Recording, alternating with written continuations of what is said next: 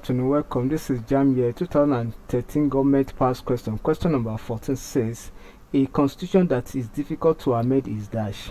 A constitution that is difficult to amend is dash. Now, when we say a constitution is difficult to amend, it means that it is not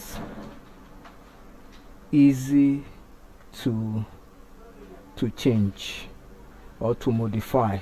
So option A say flexible, B say rigid, C say written, D say unwritten.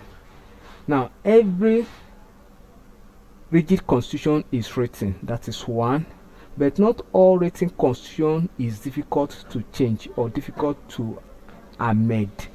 But by definition, we say that rigid constitution are those is a constitution rather that is difficult or cumbersome to amend. So option B is correct. So a constitution that is difficult to amend is rigid constitution. B is correct.